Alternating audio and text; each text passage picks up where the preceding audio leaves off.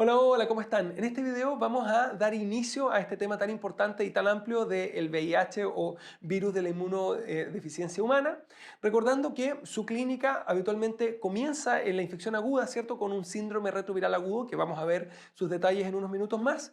Luego viene con una fase asintomática que es bastante larga y en la cual es súper importante hacer screening a las personas que tengan algún riesgo de VIH y a las que no, muchas veces también, eso lo vamos a ver también. Y finalmente, en la etapa final de la historia natural de esta enfermedad, viene el famoso SIDA, que es el síndrome de la inmunodeficiencia adquirida, que se caracteriza por las infecciones oportunistas con distintos microorganismos que generalmente no producen infecciones en gente inmunocompetente. O sea, fíjense, no me confundan SIDA, que es ya la clínica final con las infecciones oportunistas, con el VIH, que es el nombre del virus o de la infección misma, que puede ser asintomática o que puede ser muy inicial sin ninguna inmunosupresión todavía. Ahora, ¿cómo se veía el síndrome retroviral agudo? Como un síndrome mononucleósico, ¿cierto? Muchas veces se acompaña de un rash que se ve de aspecto rosado tenue, muchas veces pasa desapercibido también y simplemente se siente como un resfrío o alguna cosa de ese tipo. Y en algunas oportunidades muy raras se ve como una clínica de una encefalitis herpética, dígase, con cefalea, con compromiso de conciencia, con convulsiones, con desorientación, etcétera. Y se confunde y acuérdense, ante la sospecha de encefalitis herpética es obligatorio darle el aciclovir, pero en este caso luego se demuestra que no era, sino que era un síndrome retroviral agudo y lo más importante va a ser el manejo del VIH. Ahora, ¿cuáles son las infecciones oportunistas más importantes?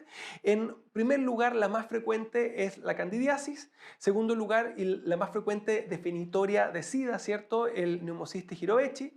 Luego el Toxoplasma gondii, que es la segunda en frecuencia de las infecciones que ya definen el SIDA como propiamente tal. Aparte, la criptococosis, ¿cierto? El Cryptosporidium o Cryptosporidiasis.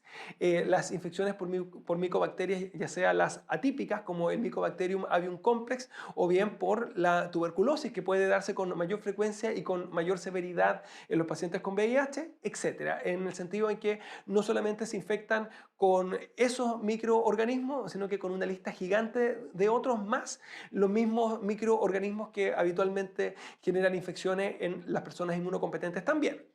Ahora, ¿cómo se hace el screening en general o a quiénes le hago el screening?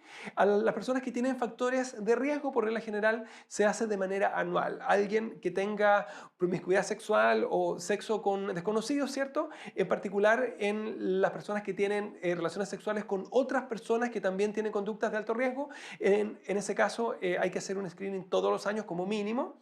En el caso del embarazo, se hace una vez durante el embarazo a toda mujer embarazada, en el sentido en que se puede evitar el contagio al recién nacido y hay que saber si tiene VIH o no para poder hacer esa profilaxis. Y finalmente, en el resto de las personas que son sexualmente activas, se recomienda que lo hagan por lo menos una vez en su vida adulta y si es que quieren repetirlo cada cierto tiempo pueden hacerlo también. Pero en resumen, toda persona debería testearse al menos una vez para el VIH y en el caso de que tenga factores de riesgo, aparte de prevenirlo, ¿cierto? Debería testearse por lo menos todos los años porque el riesgo es realmente muy alto. El diagnóstico, el clásico, que se sigue usando todavía en Chile, pero que era con los exámenes más clásicos, que no es necesariamente el que se hace actualmente o el que se recomienda internacionalmente en la actualidad, empezaba con un ELISA para VIH, que si es que estaba positivo se repetía, y si es que por segunda vez estaba positivo, se iba a confirmar con un Western Blot. Y acuérdense que ambos medían anticuerpos, tanto el ELISA como el Western, así que en la práctica no me servía ni en el síndrome retroviral agudo, en el sentido en que todavía no había anticuerpos y me salía falsamente positivo, como tampoco me servía en el hijo de madre VIH, en el sentido en que estaba con los anticuerpos de la madre, ¿cierto? Así que me salía falsamente positivo. Y en ambos casos había que ir a medir directamente el virus con el antígeno P24 o con una PCR, ¿cierto?, para VIH. Ahora, actualmente existen los ELISAs de cuarta generación, que son mucho más sensibles y son más específicos también, que miden tanto los anticuerpos en contra del VIH como el antígeno P24, así que me sirven en agudo o a lo mejor no en los primeros días, pero rápidamente positivizan y en este caso vienen con sensibilidades y con especificidades que la verdad es que son muy, muy altas, en la práctica no fallan y si es que está positivo tienden a confirmar la enfermedad de inmediato. Ahora, igual la recomendación es, si es que está positivo, hay que pedir un ELISA diferencial que me diferencia el VIH tipo 1 del VIH tipo 2, en el sentido en que pueden venir con algunas clínicas o con algún tratamiento antirretroviral que puede ser levemente distinto. Y en el caso de que me salga negativo este segundo examen, que es raro que así sea, en ese caso debo ir a confirmarlo con una PCR.